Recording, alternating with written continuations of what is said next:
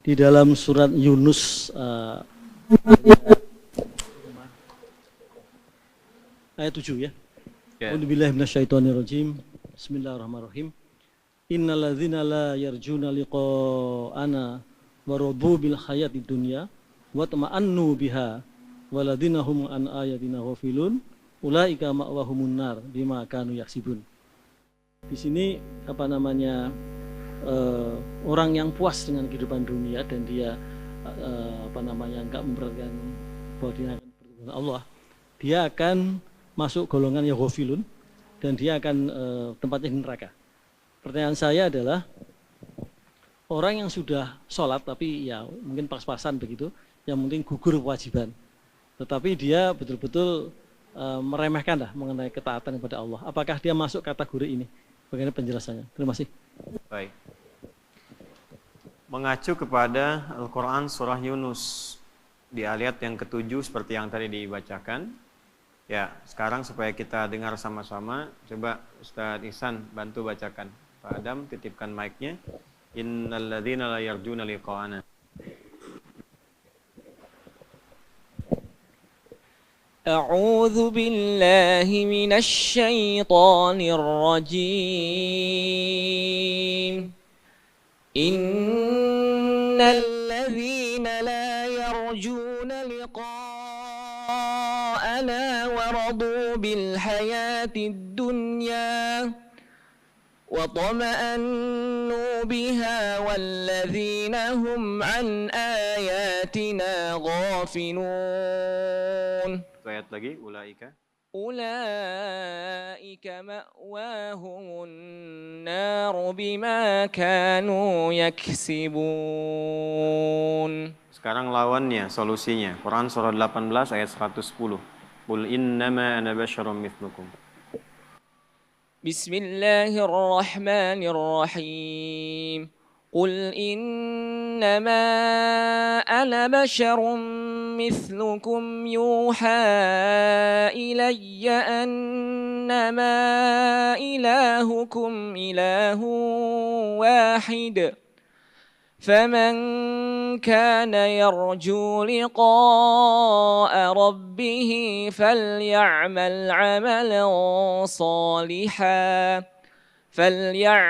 عملا صالحا ولا يشرك بعبادة ربه أحدا.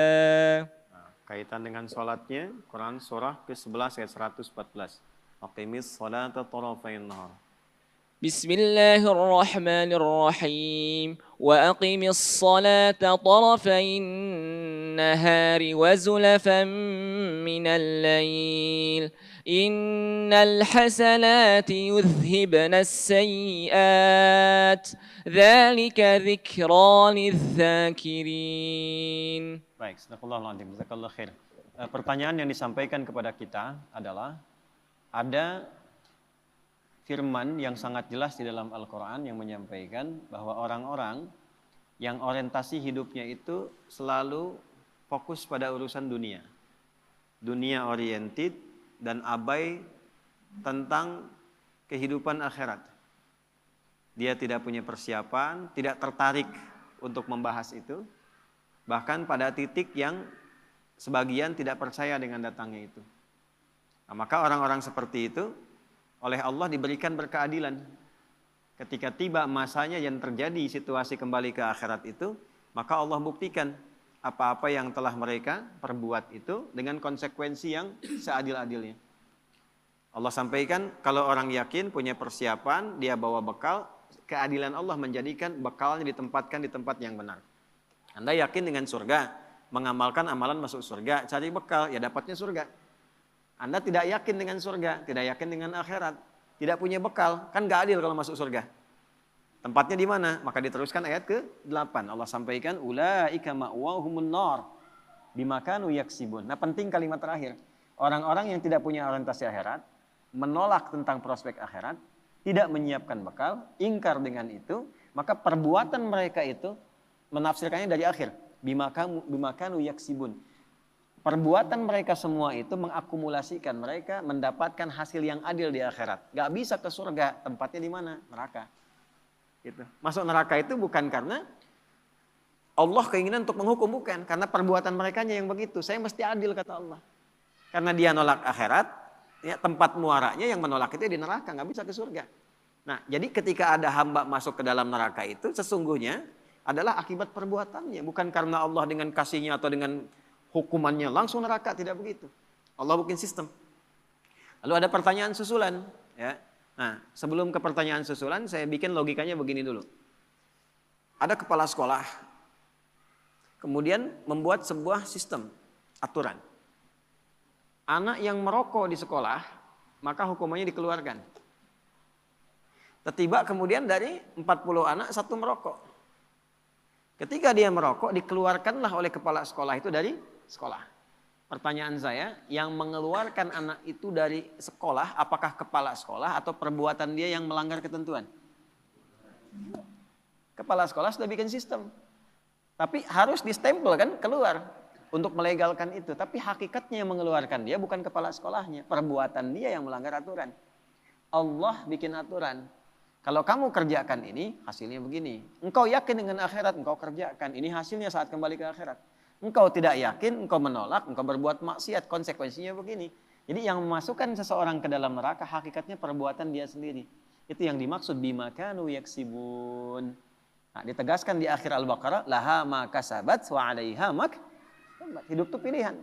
Kalau pengen sukses kerja, tak ingin sukses silahkan santai-santai. Akhirat juga begitu. Pengen dapat sukses cari bekal, tidak yakin ya silahkan. Tapi saat nanti ketemu akhiratnya, konsekuensinya harus diberikan. Pertanyaan susulannya, ada orang sholat, ya kan? Ada orang sholat, sholatnya biasa-biasa, tapi kemudian dalam saat yang sama dia tidak terlampau yakin, ya, baik itu dengan akhiratnya atau dengan pahala yang dia kumpulkan. Bagaimana statusnya? Kurang lebih begitu ya, ya, supaya tidak keliru dalam memahaminya. Yang pertama, Nabi SAW menyampaikan, ya, di dalam hadis riwayat Al-Bukhari nomor hadis yang pertama. Innamal a'malu binniyat wa innama likulli imri'in ma nawa. Faman kanat hijratuhu ila Allahi wa rasulihi fa hijratuhu ila Allahi wa rasulihi. Wa man kanat hijratuhu lidunya yusibuha aw imra'atin yunkihuha fa hijratuhu ila ma hajara ilaih. Pertama, semua amal itu yang dihisab oleh Allah adalah niat dan motivasinya. Itu satu dulu. Itulah adilnya Allah. Kalau bukan karena niat, kita nggak tahu mana yang cari perhatian saat sholat, mana yang ria, mana yang kebutuhan dunia, mana yang betul-betul ingin menunaikan sholat untuk menyembah Allah. Intinya ada di niat. Ya. Kalau kemarin musim-musim kampanye orang ke masjid, dari mana orang tahu dia benar-benar sholat atau dia untuk narik perhatian? Dari mana orang tahu kalau ke masjidnya ternyata pengen cari perhatian ya seseorang yang ditargetkan menjadi pasangan hidupnya gitu. Ya. Makanya kata Nabi sederhana, kalau dia niatnya ibadah, dapat bagian ibadah, Pak. Kalau niatnya dunia, dapat dunianya. Ya, Bapak ke masjid untuk memuluskan proyek, ya, dapat proyeknya. Mungkin ketemu partner, ya kan? Ada anak muda ke masjid pengen cari perhatian dari yang jamaah perempuan, ya kan? Ya, bisa dapat perhatiannya. Tapi apa yang diniatkan itu yang didapatkan. Artinya kalau tadi pertanyaannya bagaimana dengan orang yang sholat, tapi dia tidak yakin dengan pahalanya, dia menganggap ringan sekedar formalitas saja, maka dia mendapatkan ganjaran dari keguguran kewajibannya. Kewajiban gugur tapi pahala nggak dapat. Jelas ya? Kewajiban gugur, dia tidak punya dosa dari kewajibannya, selesai. Tapi dia tidak mendapatkan balasan dari sholatnya. Karena orientasinya menggugurkan kewajiban saja. Karena niatnya gugur, gugur kewajiban. Benar nggak sholatnya? Sesuai hukum. Dia wudhu nggak? Wudhu. Oh berarti syarat terpenuhi. Rukun dari awal sampai ke ujung, 13 yang paling pokok terpenuhi nggak? Terpenuhi. Dari takbir, ya, Al-Fatihah bacaan sampai dengan salam. Sempurna semua, gugur kewajiban. Cuma niatnya, yang penting gugur aja, gugur selesai. Ya, yang seperti itu sudah ada di Quran. فَإِذَا قَضَيْتُمُ الصَّلَاةَ فَاذْكُرُوا اللَّهَ قِيَامًا وَقُعُودًا وَعَلَى جُنُوبِكُمْ. Kalau engkau sudah selesai sholat, ukuran keberhasilanmu dalam sholat itu adalah jika dirimu mampu terkoneksi dengan Allah. Ya. Apa ciri konektivitasnya? Ingat Allah, tersambung. Kemudian ada pencarian yang kedua, yang dibacakan tadi Quran surah ke-11 di ayat 114. Sholat merubah dirimu menjadi perilaku yang lebih baik. Innal hasanati yudhibnas sayyiat. Bonusnya. Jadi ketika orang niatnya benar menyembah Allah, apa yang Allah berikan feedbacknya? Ya, Yang pertama kata Allah, aku rubah pribadimu menjadi lebih baik. Itu yang dimaksud inna sholata tanha 'anil fahsya wal munkar. Ya. Yang kedua, pahala diberikan. Nanti konsepnya saat di akhirat. Ya. Dia yakin dengan itu, makanya ketika sholat yakinnya akan pulang untuk cari akhirat. Itu yang dimaksud Al-Baqarah ayat 45 sampai 46. Ciri orang khusyuk itu orientasi sholatnya untuk akhirat. Ya, alladzina yadhunnuna annahum mulaqu rabbihim. Dia sholat itu cari bekal ketemu Tuhannya untuk akhiratnya, bukan dunianya. Wa annahum ilaihi raji'un, dan dia meyakini saat pulang dia mendapatkan bekal. Jadi itu tingkat tertingginya, Pak. Dibalaslah ini dengan Al-Kahf ayat 110 tadi. Faman kana yarju liqa'a rabbih falyamal amalan shalihan wa la yusyrik bi ibadati rabbih ahada. Yang ini kan enggak pengen ketemu Allah nih. Ya, la yarjuna liqa'ana. Yang ini enggak pengen ketemu, abai, terserah akhirat mah. Yang penting saya gugurkan kewajiban. Yang satu lagi, faman kana yarju liqa'a rabbih. Siapa yang salatnya sebagai persiapan ketemu Allah, pengen cari bekal, aku balas kata Allah. Wujudkan itu. Jadi jawaban paling singkatnya, innamal a'malu binniyat, seseorang dihisab berdasarkan orientasi niatnya. Dia ingin menggugurkan kewajiban, kata Allah gugur kewajiban, tapi pahala nggak dapat. Dia ingin mendapatkan rahmat Allah, aku berikan. Tapi bonusnya adalah sholat membuat engkau menjadi pribadi yang lebih baik. Nah, ada orang yang ketika sholat tadi, ya, mafhum mukhalafah, pengertian terbaliknya. Yang satu, fadhkurullah, terkoneksi ingat Allah, cari akhirat. Yang satu lagi gugur kewajibannya. Itu sudah ada di Quran. Jelas ya Pak? Nah, kurang lebih demikian. Jadi gambaran jawaban cepatnya adalah orang-orang yang hanya mencari prospek dunia saja, Allah adil dikasih dunia, akhirat tidak. Nah, ini ada dua tipikal, saya perdalam. Tipikal pertama, non-muslim yang baik, tapi tidak punya orientasi akhirat.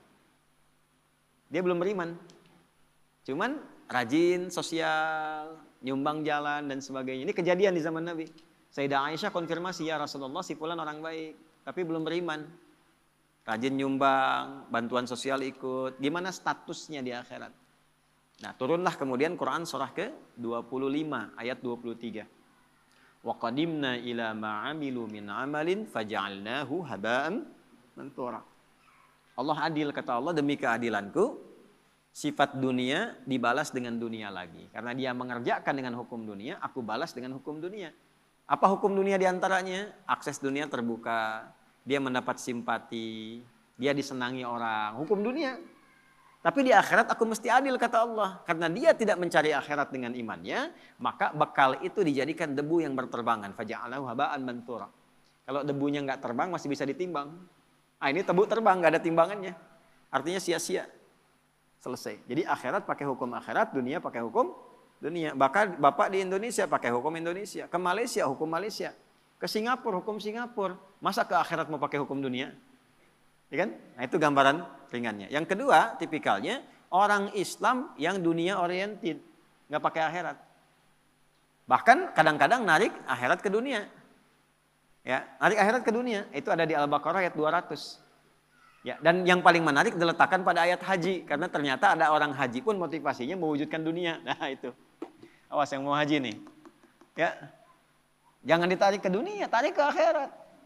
Ya Allah, minta kedudukan naik supaya aku ya bisa berbuat baik dengan jabatanku, bisa beribadah dengan jabatanku, bisa anak buahku kusuruh sholat.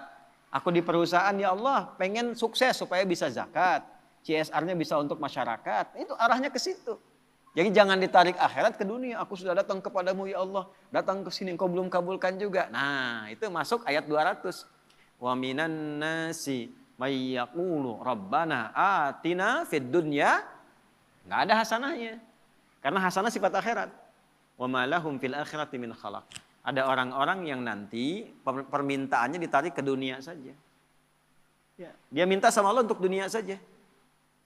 Nah, kemudian setelah itu apa? Wa ma lahum fil akhirati min khalaq. Akhiratnya nggak ada. Nah, jadi kalau bangun masjid buat bikin pabrik, pabriknya jadi. Tapi di akhiratnya nggak ada nanti hasil ibadah dari situ untuk bekal akhiratnya. Ya. Kalau misalnya kita bangun sekolah, sekolahnya sekolah Islam, tapi untuk cari uang, uangnya dapat. Ya, tapi akhiratnya nggak dapat. Jadi kalau anaknya hafal Quran, itu nggak ada investasi akhiratnya, hafal aja untuk dirinya. Karena yang punya sekolah sudah dapat SPP-nya. Nah, itu maksudnya. Ya. Nah, di ayat 201-nya, tarik ke akhirat. Wa minhum may yaqulu rabbana atina fid dunya hasanah wa fil akhirati hasanah wa qina. Nah, itu dunia dapat, akhirat dapat. Jadi Islam itu seimbang. Kata Allah, kamu jangan cuma ngejar akhirat, dunia hilang. Karena mengejar akhirat itu wasilahnya dunia, Pak. Ya, Bapak gimana mau zakat kalau nggak ada uangnya? Maka untuk dapat uang itu kerja. Makanya Utsman itu kerja untuk zakat, kerja untuk infak. Kalau kerja untuk kaya itu nggak keren, itu biasa aja. Itu nggak keren, biasa. Jangankan orang beriman, yang belum beriman pun bisa begitu. Kalau cuma untuk dapat mobil mewah, yang lain pun dapat. Update status yang lain bisa. Yang keren apa? Ya, engkau gunakan duniamu sebagai tunggangan untuk akhiratmu. Itu yang hebat. Kaya juga, pintar juga, kedudukan juga. Allahu a'lam bishawab. Kurang lebih seperti itu.